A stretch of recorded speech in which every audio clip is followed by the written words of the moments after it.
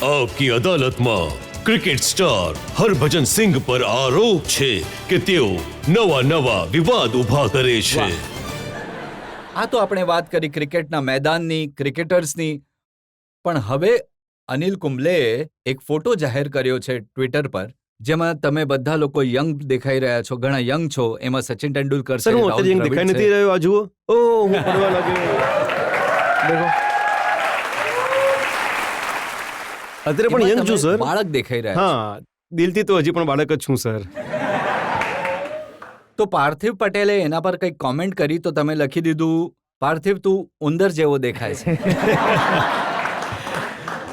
પાર્થિવ હતો જ એટલો નાનો, જેમ કે આ બાળક જે છે એવો જ દેખાતો હતો. એ હવે એ આટલા મોટા એ બધાની વચ્ચે બેઠો હતો, એમ જ લખી દીધું લુક યુ એટ યુ, એટલે કે ઉંદરનો અર્થ એ થાય છે કે નાનો બાળક, તો એ એવો દેખાતો હતો. તો આ તમે નવી રીત શોધી છે ટ્વિટર પર. હવે એક વ્યક્તિએ તમારી સાથે મજાક કરી, કેમ કે તમને ટીમમાં નહોતા લીધા, તમે બેન્ચ પર બેઠા હતા. એમણે ટ્વીટ કર્યું, ભાઈ તારી ઇન્ડિયા ટૂર કેવી ચાલી રહી છે? ફ્રીની હોટેલ, લંચ, ડિનર, મસ્ત લાઈફ છે ભાઈ. જુઓ સર, એવું લાગે છે કે આ ઘણી મસ્ત લાઈફ છે, બટ હોઈ શકે છે કે એ દિવસ માટે મારા ઘણા ખરાબ દિવસો હતા કે જે મારે બેન્ચ પર બેસીને રહેવું પડ્યું અને રમવાનો મોકો નહીં મળ્યો. કેમ કે મારું કામ છે ગ્રાઉન્ડની અંદર, ગ્રાઉન્ડની બહાર નહીં. ગ્રાઉન્ડની બહાર તો હું ઘરમાં બેઠો છું કે ક્યાંક બીજે બેઠો છું, તો મારા માટે સેમ છે. તો એ કેટલી મને હર્ટ કરી હશે કે બાબત, કે હું કેટલી એ તો મહેનત ખ્યાલ કરીને આવી ત્યાં ગયો સુધી અમને. પહોંચ્યો. તમારો જવાબ જોઈને ખ્યાલ આવી ગયો. શું કહ્યું હતું મેં? તમે કહ્યું, હાથી ચલે બજાર, કુત્તે ભોંકે હજાર.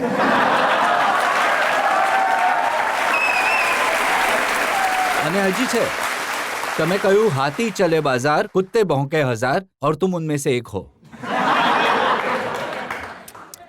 સર જો એણે મારા સેન્ટિમેન્ટ્સને હર્ટ કરી દીધા હતા, કે એને ખબર નહીં કે હું કેટલી મહેનત કરું છું, અને એને લાગે છે કે હું 5 સ્ટારમાં રહીને ખુશ છું, કે પછી 5 સ્ટારનું ખાઈને ખુશ છું, અને અને એને એક નથી ખબર કે હું મારી ફેમિલીથી દૂર છું, મારી માથી દૂર છું, વાઈફથી દૂર છું, હું ભાઈ બહેનથી દૂર છું, અને ત્યાં હું ક્રિકેટ રમવા જાઉં છું અને મને તક નથી મળી રહી, વિચ ઇઝ ફાઇન કે હું નહીં સિલેક્ટ થઈ રહ્યો ફર્સ્ટ 11માં. બટ એને ખબર નથી કે હું જીમમાં કેટલું વર્કઆઉટ કરી રહ્યો છું, હું ગ્રાઉન્ડ પર કેટલું વર્કઆઉટ કરી રહ્યો છું, just to get on to the park on my show my talent and win game for India. અને એના પછી કોઈ એવી કમેન્ટ કરે તો મને થોડુંક ખોટું લાગી ગયું હતું. મે બી મારે એના માટે રિએક્ટ ન કરવું જોઈતું હતું, બટ અને રિએક્ટ કરીને યાદ પણ નથી. દુનિયામાં ઘણી મોટી મોટી ઘટનાઓ બની રહી છે, ક્યાંક ફસાઈ ગયા છો સર નાની બાબતોમાં.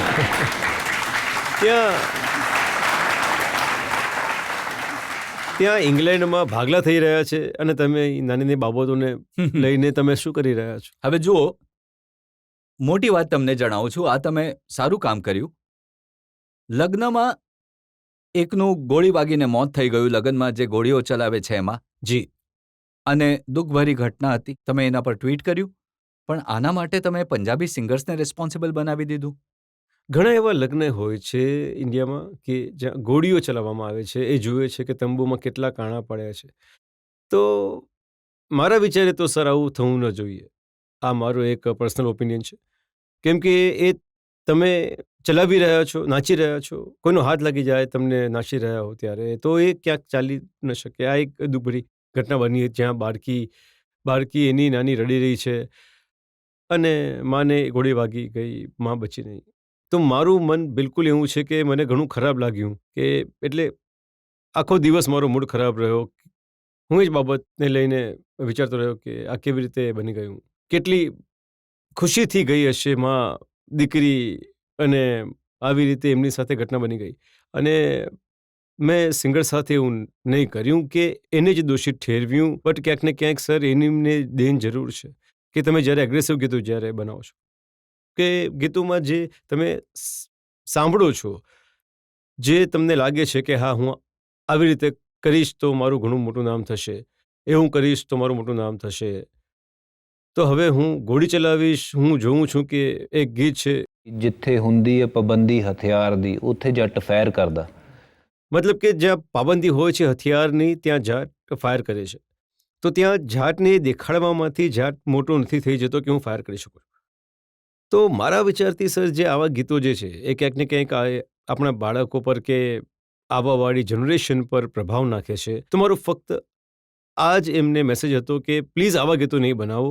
અને હું એટલો જ ફેન છું બધા સિંગર્સનું ત્યારે કે જ્યારે તમે સારા ગીતો બનાવો છો તો ત્યારે પણ લોકો તમને ઘણા યાદ કરે છે. તો સારા ગીતો કેમ ન બનાવે? ના, તમે આ એક સારું કામ કર્યું, આ ઇશ્યુને ઉઠાવ્યો. તમે ઉડતા પંજાબને સપોર્ટ કર્યો, કોઈને કોઈ કોન્ટ્રોવર્સી જરૂર ક્રિએટ કરી. સર મેં ઉડતા પંજાબને સપોર્ટ નથી કર્યો અને ટુ બી ઓનેસ્ટ મેં મૂવી પણ નથી જોઈ કે મૂવી કેવી છે.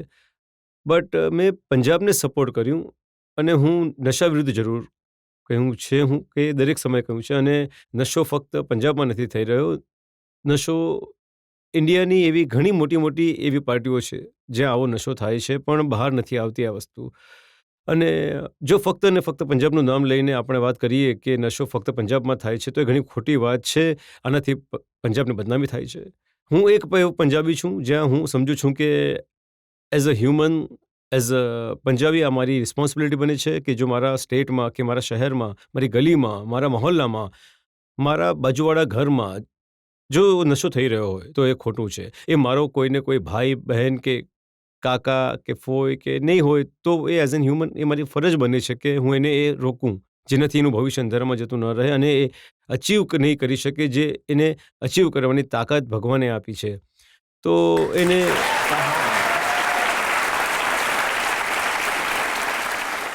હું હ્યુમેનિટીને સર સપોર્ટ કરું છું. હું ઉડતા પંજાબ એના પર ફિલ્મ બની છે.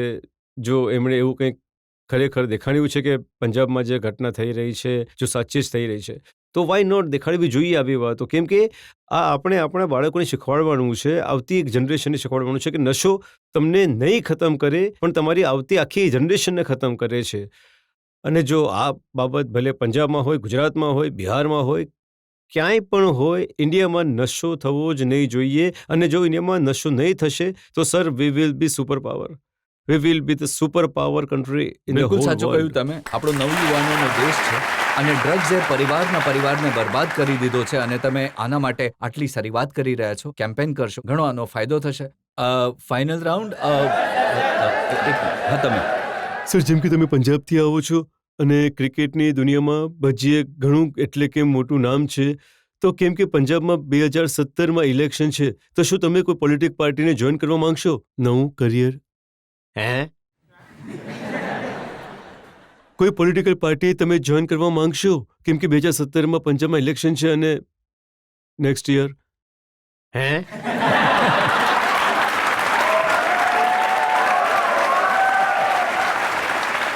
તમને જવાબ મળી ગયો હશે. જ્યારે તમે પહેલી વાર મળ્યા હતા તમારી વાઈફને, ફર્સ્ટ ઇમ્પ્રેશન તમારી કેવી રહી હતી એમની સાથે? શું તમે શેર કરવા માંગશો? આવું કરી દીધું, સવાલ પૂછીને આવું કરી દીધું. આમ પીઠ દુખે છે સર ઘણી વારથી, પીઠ દુખે છે સર ઘણી વારથી મારી. કઈ મોદીનું દબાવી આપું છું તારી પીઠ હમણાં. Thank you sir. સાથે તારી ગરદન પણ થોડી. ઇમ્પ્રેશન એવું હતું કે યાર આને પત્ની બનાવી છે, બીજું શું. અને એના માટે ફર્સ્ટ ઇમ્પ્રેશન પણ કેવી હશે સર તમારી? ફર્સ્ટ ઇમ્પ્રેશન એ તો એની શું ઇમ્પ્રેશન હતી મારા વિશે એ વિચારવા વાળી વાત હશે. મારી તો સારી જ હતી કે હું તો વિચારીને જ ગયો હતો કે આને મારી પત્ની બનાવીશ. સર તમે કોઈ વર્ડ તો કહી શકો છો? હાજી સર, તમે કોઈ વર્ડ પણ કહી શકો છો? વર્ડ બસ એ તો મને હવે યાદ નથી કે મેં ક્યાં વર્ડ્સ યુઝ કર્યા હતા. બટ જે કહ્યું હતું એ એવું જ કહ્યું હતું કે આવું કંઈક થઈ શકે તો આગળ તો. Who inspired you to become a cricketer? Who inspired me to become a cricketer? First thing was પોતે જ મને પોતાનો અવાજ, મારા દિલનો કે શું બનવું છે મારે. અને હું તમને કહીશ કે તમારે શું બનવું છે એ તમારા દિલમાં સંતાયેલું હોય છે, તમને ખબર છે કે શું બની શકો છો. પછી ઓબ્વિયસલી ઘણા બધા માણસના હીરો હોય છે કે મારે આની જેમ બનવું છે. એમ તો મારા કપિલ દેવ હીરો હતા એ સમયે. પછી હું વધારે મોટો થયો તો સચિન તેંડુલકરને જોવા લાગી ગયો. તો એ રીતે એમને જોતાં મને થવા લાગ્યું કે હું એક દિવસ એમની જેમ બનવા માંગુ છું, એમની જેમ હું રમવા માંગુ છું, એમની જેમ હું ઇન્ડિયામાં કલર્સ ક્રિકેટને રમવા માંગુ છું. તો yes, it was my self who wanted to play cricket. And yes, without my parents' support and guidance or my coaches, I don't think I would have reached where I have reached today. And I'm really thank you so grateful. Much sir. તમને શું લાગે છે કે Indian team માટે સૌથી best captain કોણ છે, મહેન્દ્રસિંહ ધોની કે પછી વિરાટ કોહલી? કેમ કે બંને બહુ ડિફરન્ટ છે. એક એકદમ જ કામ અને કુલ છે અને બીજા એકદમ એગ્રેસિવ નેચર વાળા છે. તો તમારું શું ઓપિનિયન છે? જો મારો ઓપિનિયન એ છે કે હું તમને જણાવવા માંગીશ કે મહેન્દ્રસિંહ ધોની અને વિરાટ કોહલી બંને ડિફરન્ટ કેરેક્ટર છે અને ડિફરન્ટ પ્લેયર પણ છે. અને ધોની એવું નથી કે એગ્રેસિવ નથી. એગ્રેસિવ ફક્ત દેખાડો કરવામાં નથી હોતું. જે તમારા ફિલ્ડ સેટ હોય છે, જે તમને મેદાન પર જે મગજ દોડાવો છો, એ પણ અગ્રેસિવની રીત હોય છે પોતાની રીતે. અને Mahendra Singh Dhoni is also a very aggressive captain. વિરાટ કોહલીની જે માઇન્ડસેટ છે એ છે જે એવો એગ્રેસિવ નેચર છે જે એને એના સારા માટે ઉપયોગ કર્યો છે, જેનું રિઝલ્ટ તેમને ઘણું સારું મળ્યું. તો મારા હિસાબે બંને પોતાની જગ્યાએ ઘણા સારા કેપ્ટન છે. ધોનીએ પણ સારું લીડ કર્યું છે ઇન્ડિયાને આટલા વર્ષો સુધી, અને હવે વિરાટ કોહલી લીડ કરી રહ્યા છે. અને જો આટલા વર્ષો સુધી ક્રિકેટ ધોની રમેલ છે, હવે જ્યાં સુધી આઈ ફીલ કે એને એટલી રિસ્પેક્ટ આપવી જોઈએ કે જ્યારે એનો ડિસિઝન હોય કે યસ, હું ખુશીથી કેપ્ટનશીપ જે છે એ વિરાટ કોહલીને આપું છું, તો એ ઘણી સારી વાત રહેશે. કેમ કે he deserve lot of respect, lot of credit, કે જે રીતે ઇન્ડિયન ટીમ ઉપર આવી છે. તો હવે વિરાટ કોહલી ભલે કેપ્ટન હોય, આવતા અમુક આજે બની જાય, કાલે બની જાય કે વર્ષભરમાં બની જાય, વિરાટ કોહલી પાસે ઘણો સમય છે કે ઇન્ડિયાને આજે જો ક્રિકેટ અહીં છે તો એ એને અહીં લઈ જઈ શકે. તો બંને પોતપોતાની જગ્યાએ સારા કેપ્ટન છે.